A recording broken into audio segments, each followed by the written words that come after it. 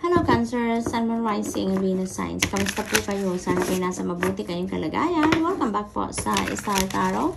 Kung bago kayo rito, welcome na welcome din kayo. Thank you po sa inyong suporta. I truly appreciate it and God bless you all. Tingnan natin ang mga messages ninyo for October 31st. Cancer, paunang mensahe ninyo ay voices, 10 of voices. And so this is really beautiful energy then, because this is you leaving behind kung ano man yung mga nagpalungkot sa inyo, nagdulot sa inyo ng kalungkutan, kabigatan sa kalooban. You are leaving that behind you now, no? You are moving on sa buhay ninyo. Yun ang ganap dito kay 10 of voices, because 10 represents endings and beginnings. So definitely there is something dito na isasara nyo na, which is, yun yung mga nagpabigat ng inyong kalooban, ng inyong dibdib. Burden ito, no? Burden sa buhay ninyo. Emotional burden na tatanggalin na ninyo. Nag-graduate na kayo dyan. As in, you're going to move on with your life na sa ngayon, Cancer, no? You're heading towards, ngayon, happiness. You're going towards peace. Yung ganun ba? Bagong buhay kayo, bagong pag-asa. That is what you are going to, ngayon, to embrace, Cancer. So that's really beautiful. We have 3 of voices. Ayan. You know what? Nakaraan na to si 3 of voices. This is something na nagdulot sa inyo ng sobrang bigat sa pakiramdam, no? Maaaring naloko kayo dito, na-cheat kayo, napagsinungalingan kayo, as in nabudol kayo dito ng ibang tao siguro. Whatever the case may be, Cancer, lumuha kayo ng todo dyan, nasaktan kayo, as in, feels like feeling ninyo na durog kayo dito, no, sa pangyayaring ito. Hindi ninyo ito sukat akalain kasi na pangyayaring itong magagawa sa inyo ng inyong person or ng inyong kaibigan or ng inyong kapamilya, ang kung ano man ang nangyari dito. Whatever these 3 of voices represents for you, Cancer, talaga namang pinaiyak kayo ng sitwasyon na to. But that is already in the past. Matagal na nangyari ito sa inyo. You know, maaaring paminsan-minsan lumuluha pa rin kayo. Maaaring paminsan-minsan nararamdaman nyo pa rin yung aftermath ng sitwasyon na to, ng panlulokong ito sa inyo, whatever the case may be. You know, but you know what? Ngayon, parang you are going to realize na tama na. Enough is enough. Parang balde-balde na yung iniyak ninyo, enough na yon, no? Parang mabubuhayan kayo ng loob dito, at maybe you're going to realize na it's about time na for you to move on. Kaya meron na tayong 10 of voices, no? You're choosing your life ngayon, you're choosing yourself, you're choosing your happiness and peace, no? Kaya naman you are going to try to move on from this situation, no? Kahit isasara nyo na siguro dito ang pinto para sa pangyayaring ito, still, you know, hindi naman maiiwasan na may bit-bit pa kayo ngayon, dahil during the transition, maaring may bit-bit pa kayo na konting iyak, no? Iniiyak nyo pa rin kasi naaalala nyo pa rin minsan. Maybe may mga nai-encounter kayo dito ng mga pangyayari na nare-remind kayo of what happened. But, you know, normal naman yon kasi parang paano pa lang kayo dito, papunta pa lang kayo doon sa kukumbinsi siguro sa sarili ninyo na tama na, hanggang dito na lang to, diba?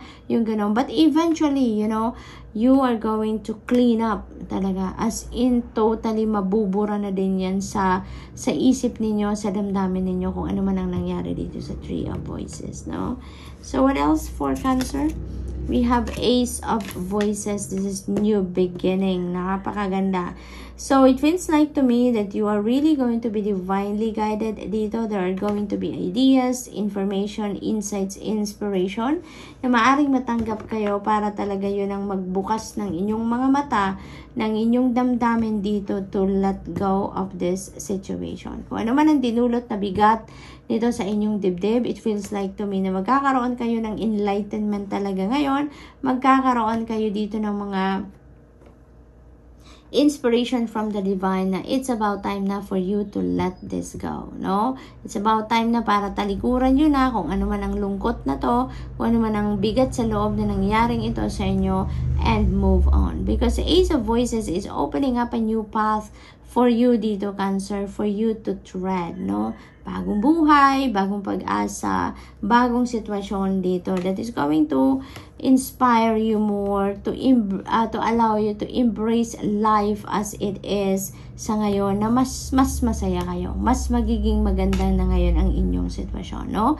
So that's what I'm picking up there, Cancer. What else? We have Swan. Ayan. So this is new beginning, that is also a fresh start energy, and that is also gratitude energy. Kaya feels like na sa lahat ng mga nangyaring ito, you're ready to move on na ngayon, diba? Ang iba nga sa inyo dito talagang decisive na kayo, that you are going to move on na from this situation, and handang-handa na kayo to embrace a new path. You handang-handa na kayo to embrace your new life, kumbaga, no? Cancer, so good luck to that. We have Cupid. Ayan. So, maaring may bagong na dito. New love interest. No? Maaring merong new love interest dito na pumapasok sa buhay ninyo. Umi-entra na. Maaring meron na kayong bagong inspiration. Maaring meron na bagong nagpapakilig sa inyo sa ngayon, Cancer. That also is possible.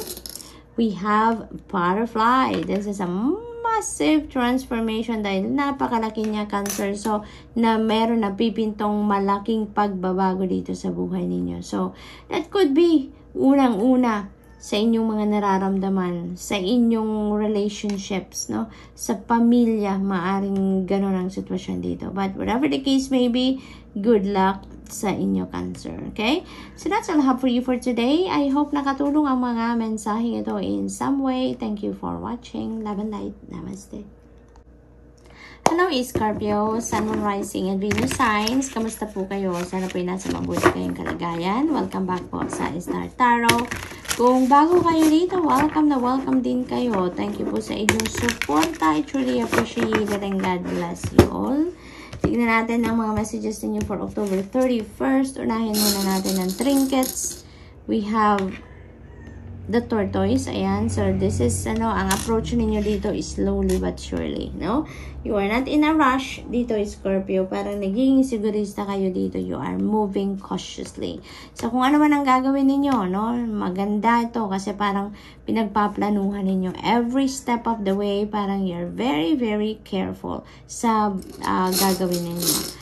We also have Cat. Ayan. So, napakaganda rin ito. Your intelligence is going to be on display din ngayon. So, kung ano man yung gagawin ninyo, anong endeavor man yan na gagawin ninyo ngayon, Scorpio, looks like papaandarin ninyo talaga dito ang inyong katalinuhan, ang inyong talento, ang inyong galing, no?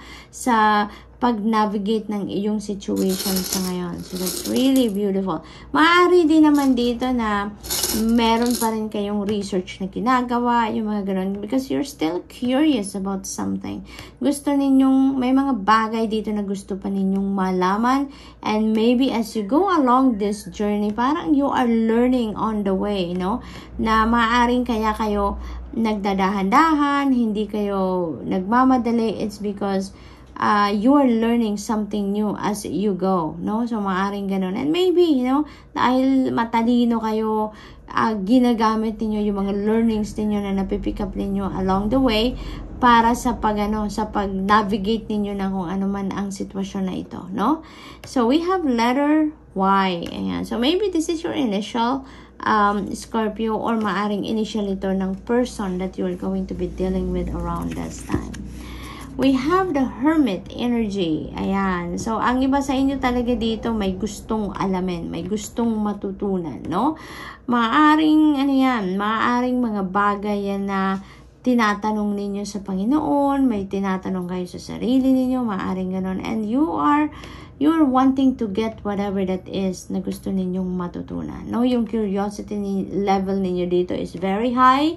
Kaya naman, ang iba sa inyo talaga dito, being advised din ngayon to go deep within. Kasi maaring kung ano man yung gusto ninyong matutunan or malaman, you will not get that outside of yourself, no? But makukuha ninyo yan from deep within you. So you may need to put yourself into stillness and solitude dito. Go deep within dahil, parang your soul knows kung ano ang sagot dyan sa inyong mga tanong. Kung ano yung mga bagay na you're very curious about, maaaring yung kasagutan yan talaga ay mahahanap ninyo from deep within you. No? Scorpio, kaya iniimbitahan kayo dito to put yourself into solitude ng sa gayon, no? You will be able to allow your, your soul to speak dito. Kasi when you're quiet, when your body is resting, when your mind is quiet, yung soul niyo, that is the perfect time for your soul to speak. Kaya matututunan ninyo dito or makukuha ninyo ang kasagutan na gusto ninyong marinig, no? We have the moon energy. Ayan, listen to your intuition and pay attention to your dreams, Scorpio.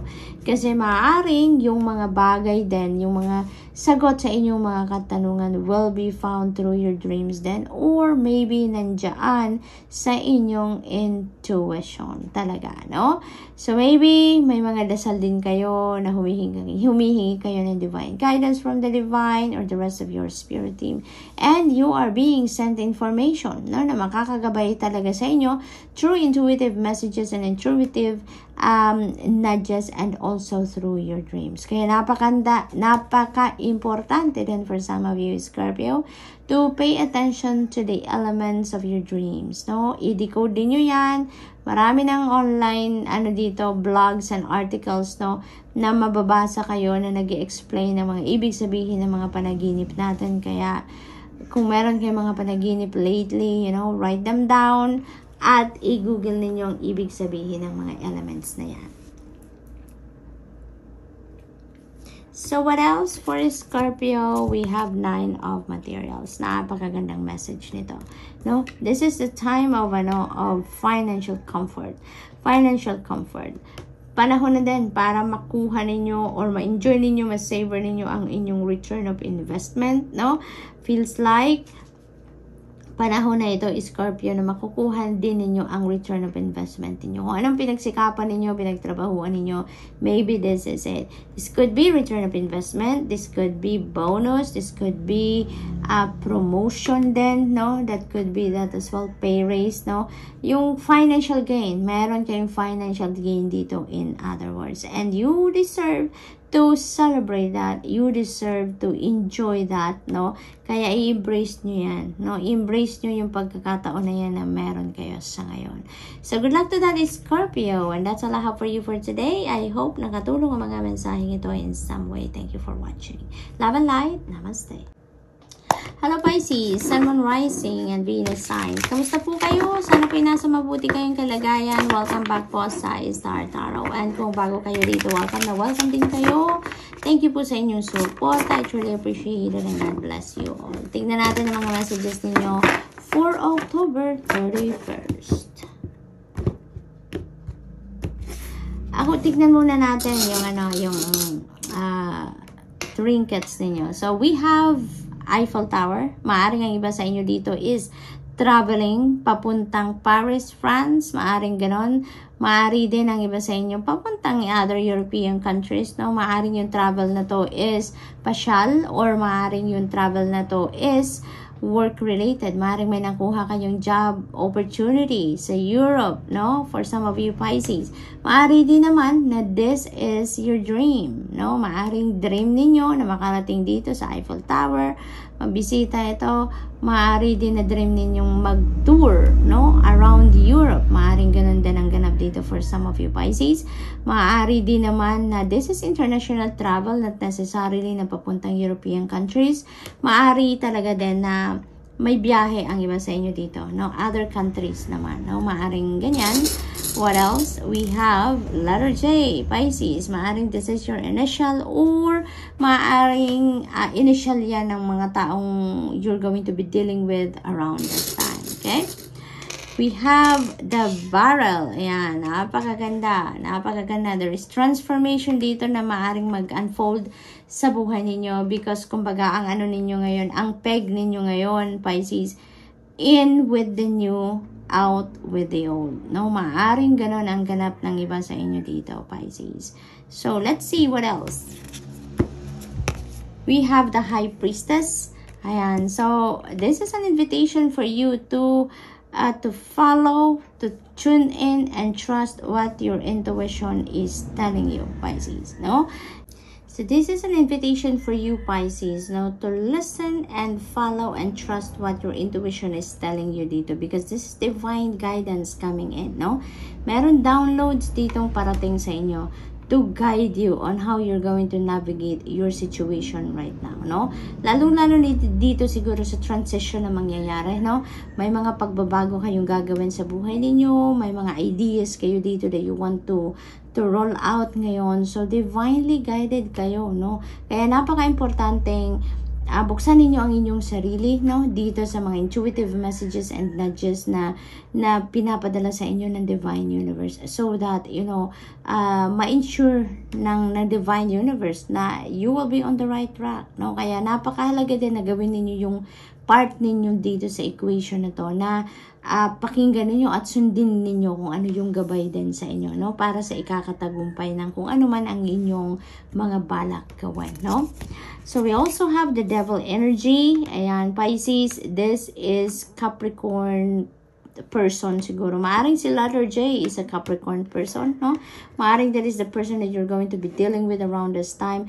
Maari din naman, Pisces, na siguro ang iba sa inyo meron ditong strong Capricorn placement din sa inyong chart. So that could be possible as well, no? Maaring ang iba sa inyo dito, Pisces, with all the changes, no, na maaring gusto ninyong gawin dito or sa pagta-travel ninyo, maaring somehow meron kayong mga pagdududa sa inyong kakayanan, sa inyong sarili, maaring may fear ang iba sa inyo na nararamdaman dito. No, Pisces, that's what I'm picking up dito.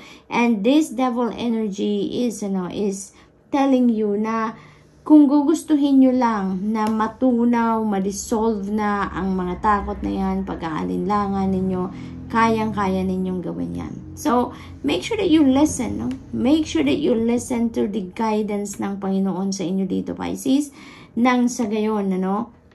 Instead na panghinaan kayo ng loob, imbes na takot ang maramdaman ninyo, excitement, decisiveness, at focus ang maramdaman ninyo, no?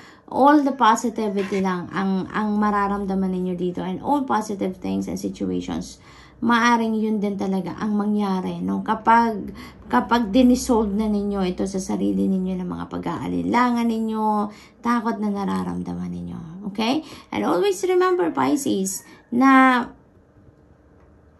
kung ano man ang opportunity na dumadating sa inyo ngayon, para sa inyo yun. Otherwise, no, hindi yan dadating sa inyo. Kaya dapat magtiwala kayo sa sarili ninyo, magtiwala kayo na Spirit has your back, God has your back, dahil hindi dadating sa atin ang opportunities, no, kung hindi yan meant for us. Okay? Kaya magtiwala kayo sa sarili, magtiwala kayo sa divine plan, no? Because everything, 'di ba, unfolds naman according to the divine plan. So this is part of the plan ng divine para sa inyo. No, kung ano man ang mga kailangan ninyong gawin sa ngayon, kung ano man yung mga bagay na dumadating sa buhay ninyo, that is for you. Kaya ang nararapat lang dito, gawin din ninyo ang parte ninyo, na before you execute, before you do something, make sure that you are tuning into your intuition, no? Nang sa gayon, marinig ninyo, malaman ninyo kung ano ang gabay na binibigay sa inyo. Okay? So what else? We have Four of Materials. Ayan. So, pagdating naman sa kaperahan, ano, yun din napipick up ko dito for some of you. Maaring ang message ng card na to for you is manage your resources wisely. Manage your money wisely, no? Pagdating sa kaperahan. Maari din naman ang iba sa inyo dito is being torn, no? Ang pakiramdam ninyo, ang isip ninyo, siguro being torn. Are you going to move on? Or you're going to stay where you are, no? Yung mga ganon. Kasi meron tayong napipintong transition dito, di ba? May change and transformation na maaring mangyari dito for some of you. So, maaring yun ang pinagdadalawang isipan ng iba sa inyo. Maaring yun ang bagay na gusto ninyong gawin, pero maaring may fear kayo na nararamdaman, no? If you're going to pursue your plans or your ideas ngayon, or hindi, di ba? So, maaring yun ang ano ninyo ngayon, ang nararamdaman ng iba sa inyo dito. Kaya napakahalaga talaga, Pisces, na mag-tune in kayo sa inyong intuition, ng sa gayon magabayan kayo, marinig ninyo kung ano ang dapat ninyong gawin, ano ang mas makakabuti para sa inyo. Okay? So Pisces, that's all I have for you for today. I hope nakatulong ang mga mensaheng ito in some way. Thank you for watching. Love and light. Namaste.